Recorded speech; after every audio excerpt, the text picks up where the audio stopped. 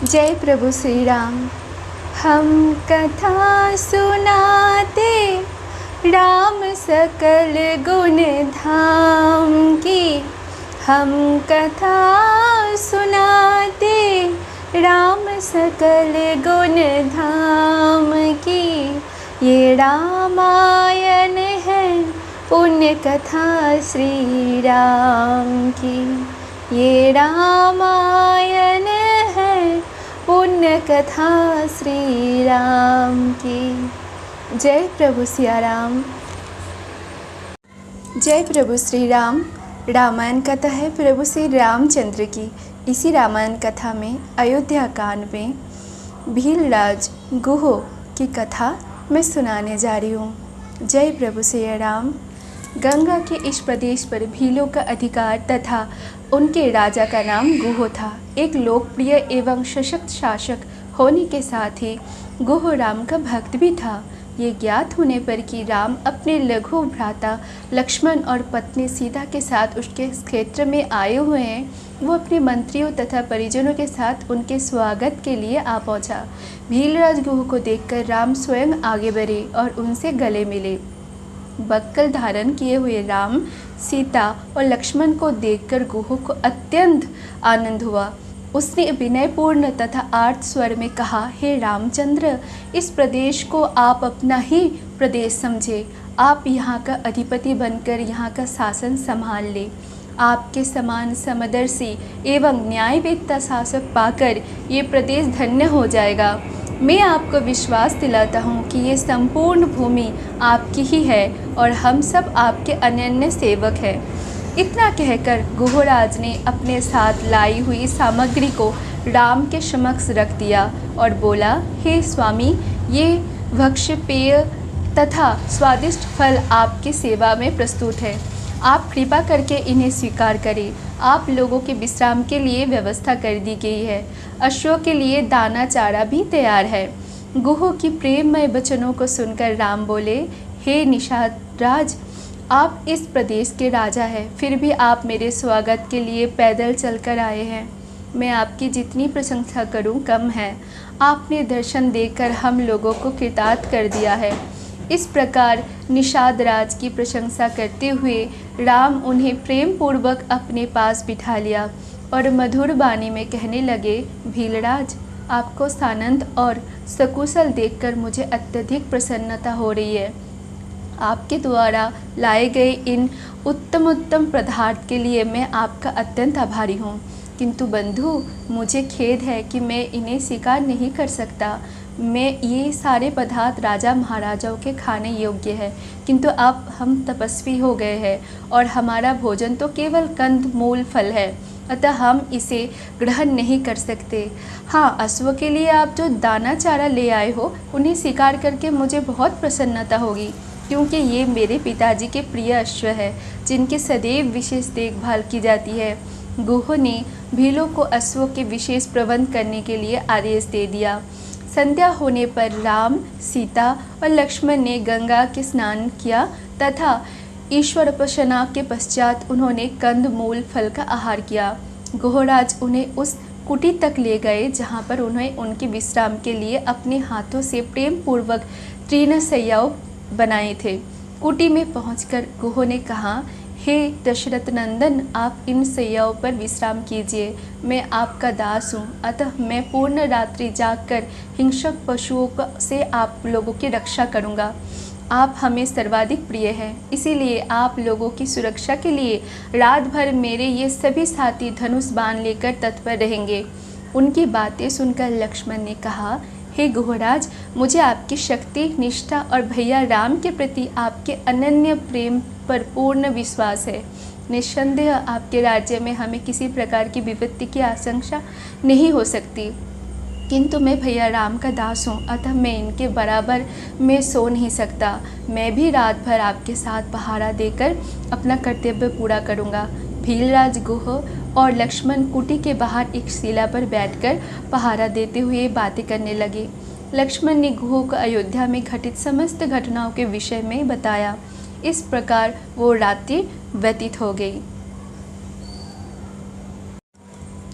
ब्रह्म बेला में राम ने सैया का परित्याग कर दिया और लक्ष्मण से कहा, तात भगवती रात्रि व्यतीत हो गई है, अब सूर्योदय का समय आ पहुंचा है। कोकिल की कुहू सुनाई दे रही है, मोरों की बोली सुनाई दे रही है। यही वो अवसर है जबकि हमें तीव्र गति से बहने वाली समुद्रगामिनी परम पावन गंगा को पार कर लेना चाहिए। सुमित्रा कुमार लक्ष्मण ने श्री रामचंद्र जी के कथन का अभिप्राय समझकर गुहो और सुमंत को बुलाकर आप पार उतरने की व्यवस्था करने के लिए कहा। निषाद राज ने अपने मंत्रियों को आदेश दिया कि एक सुंदर द्रुतगामी नौका ले आओ। आज्ञा पाते ही निषाद राज के अनुचर तत्काल जाकर उनके लिए एक श्रेष्ठ नौका ले आए। नौका के घाट पर लग जाने पर राम, सीता और लक्ष्मण घाट की ओर चले। उन्हें घाट की ओर जाते देख मंत्री सुमंत ने हाथ जोड़कर कहा, हे रघुकुल शिरोमणि, आप मेरे लिए क्या आज्ञा है। रामचंद्र ने उनकी कर्तव्य निष्ठा की प्रशंसा की और धन्यवाद देते हुए कहा, सुमंत, अब आप शीघ्र अयोध्या के लिए प्रस्थान करें। गंगा पार करने के पश्चात हम उसके आगे की यात्रा पैदल ही करेंगे। आप अयोध्या जाकर मेरी, सीता और लक्ष्मण की ओर से पिताजी, माताओं एवं अन्य गुरुजनों की चरण वंदना करें। उन्हें धैर्य दिलाते हुए हमारी ओर से संदेश दे कि हम तीनों में से किसी को भी अपने वनवास का किंचित मात्र भी दुख नहीं है। उन्हें ये भी कहे कि 14 वर्ष की अवधि समाप्त होने पर ही मैं, सीता और लक्ष्मण आपके दर्शन करेंगे। आप भाई भरत को कैकेयी से शीघ्र बुला ले तथा राज्य सिंहासन सौंप दे ताकि प्रजा के किसी प्रकार का कष्ट असुविधा ना हो। हे मंत्रीवर, भरत से सभी मेरा ये संदेश देना कि वह सभी माताओं का समान रूप से आदर करे और प्रजाजनों के हितों का सदैव ध्यान रखे। सुमंत अत्यंत विहल हो गए और उनके नेत्रों से अश्रुधारा बह चली। अवरुद्ध कंठ से वे बोले, हे तात, आपके वियोग में संतप्त अयोध्या की प्रजाजनों के सम्मुख में कैसे जा सकूंगा। जब वे पूछेंगे कि आप लोग को छोड़कर कैसे लौट आए तो मैं क्या उत्तर दूंगा। मैं जानता हूँ कि आपको ना पाकर सहस्र अयोध्यावासी शोक से मूर्छित हो जाएंगे। उनकी दशा सेनापति रहित सेना जैसी हो जाएगी। हे स्वामी, ये तो आप देख ही चुके हैं कि अयोध्या से वन के लिए चलते समय अयोध्यावासी की क्या दशा हुई थी। इस खाली रथ को देखकर संपूर्ण अयोध्या नगरी का हृदय विदीर्ण हो जाएगा। हे प्रभु, हे माता कौशल्या को कैसे अपना मुख दिखा सकूँगा। आप लोगों के बिना लौटना मेरे लिए बड़ा कठिन है। इसीलिए हे नाथ, आप कृपा करके मुझे भी अपने साथ ले चले। इस प्रकार से दीन वचन कहकर बारंबार याचना करने वाले सुमंत से सेवकों पर कृपा करने वाले श्री राम ने प्रेम पूर्वक कहा, भाई सुमंत, मेरे प्रति आपकी जो उत्कृष्ट भक्ति है उसे मैं अच्छी तरह से समझता हूँ, किंतु तुम्हारे ना लौटने से माता कैकेयी के मन में शंका उत्पन्न हो जाएगी। वे समझेंगे कि हम लोग षड्यंत्र करके राज्य में ही कहीं छुप गए हैं। इसीलिए मेरा तुमसे अनुरोध है कि तुम नगर को लौट जाओ। तुम्हारे लौटने से जहाँ माता कैकेयी की शंका भी समाप्त हो जाएगी और महाराज तथा मुझ पर किसी प्रकार का कलंक भी नहीं लगेगा। कलंक चाहे झूठा ही क्यों ना हो, उसकी प्रतिक्रिया बड़ी व्यापक होती है। इस प्रकार अनेकों प्रकार से समझा बुझाकर रामचंद्र ने सुमंत को विदा किया। सुमंत अश्रुपूरित नेत्र से रथ में बैठकर अयोध्या के लिए चल पड़े। सुमंत के जाने के पश्चात राम गुहो से बोले, निषाद राज, तुम कृपा करके वरों का दूध मंगा दो, क्योंकि अब हम वनवासी और तपस्वी हो गए हैं और हमें जटाएं धारण करके तापस धर्म की मर्यादाओं का पालन करते हुए निर्जन वनों में निवास करना चाहिए। राम की बात सुनकर गुहो स्वयं जाकर वर का दूध ले आए, जिससे राम, सीता और लक्ष्मण ने जटाएं बनाई और नियम पूर्वक तपस्वी धर्म को स्वीकार करते हुए गंगा पार करने का उद्यत हुए। नौका पर सवार होकर तीनों ने लुषहारिणी गंगा को पार किया। गंगा की पार पहुंच जाने पर राम ने गुहो को हृदय से गले लगाया। फिर उनके स्नेहपूर्ण आतिथ्य के लिए उनकी भूरी भूरी प्रशंसा करते हुए उन्होंने निषाद राज को विदा किया। जय प्रभु श्री राम।